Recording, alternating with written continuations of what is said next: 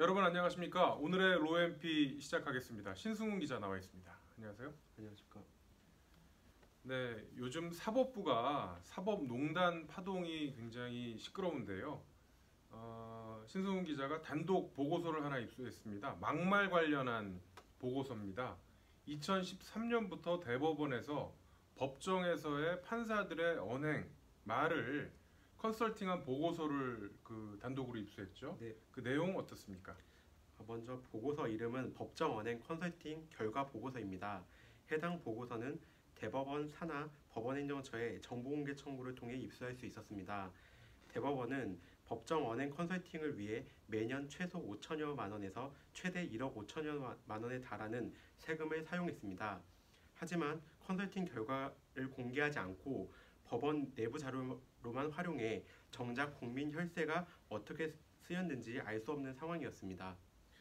그래서 신승훈 기자가 정보 공개 요청을 했고 그 결과 보고서를 입수를 하신 거죠. 네, 자, 어떤 내용이 담겨 있습니까? 이 보고서에는. 우선 보고서에는 법정 언행 컨설팅의 과업 범위와 일정 및 스트레스, 프로세스, 컨설팅 대상 법관 명단, 그리고 컨설팅 방법 등이 담겼습니다. 또 실제 블라인드 재판에 참여한 컨설팅 업체인 메가넥스트가 대상 법관의 부적절한 법정 언행 사례와 모범적인 법정 언행 사례를 기술해 놓은 내용도 담겨 있었습니다.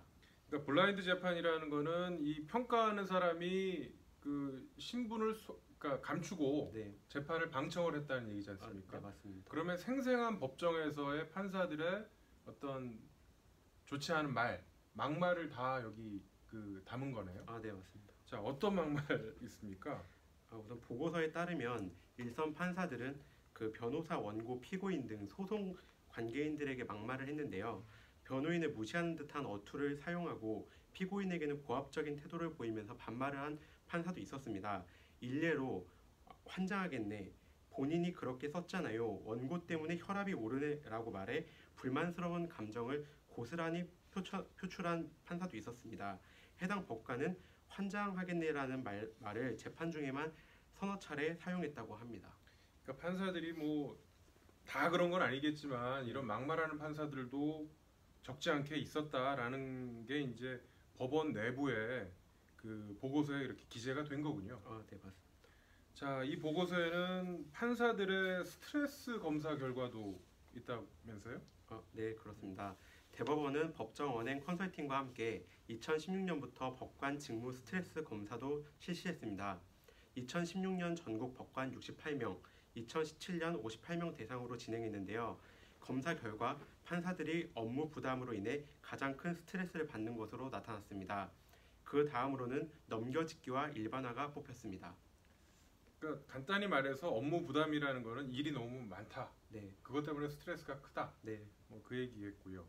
넘겨짚기와 일반화 이 부분은 조금 더 부연 설명을 좀 해주셔야 되겠는데요. 네, 맞습니다. 그 형사 재판의 경우 판사들은 검사와 변호사가 상반된 주장을 펼치는 상황에서 증거마저 충분하지 않으면 결국 부득이하게 넘겨짓기와 일반화를 할 수밖에 없는 상황에 놓이게 되는데요. 한마디로 어쩔 수 없이 넘겨짓기와 일반화를 하기 때문에 법관들이 스트레스를 받는다는 것입니다. 이건 저희가 그러니까 신승훈 기자가 쓴 기사에 좀 자세히 설명이 나와 있죠. 네, 네. 맞습니다. 자, 그 스트레스 조사 중에 남성 법관과 여성 법관의 차이도 있다고 그렇게 그 나와 있어요. 네. 네.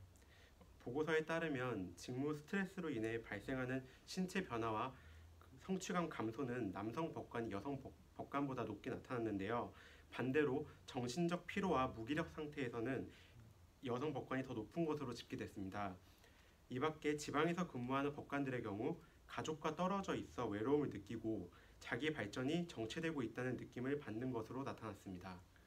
네, 오늘 말씀 잘 들었습니다. 신승훈 기자였습니다.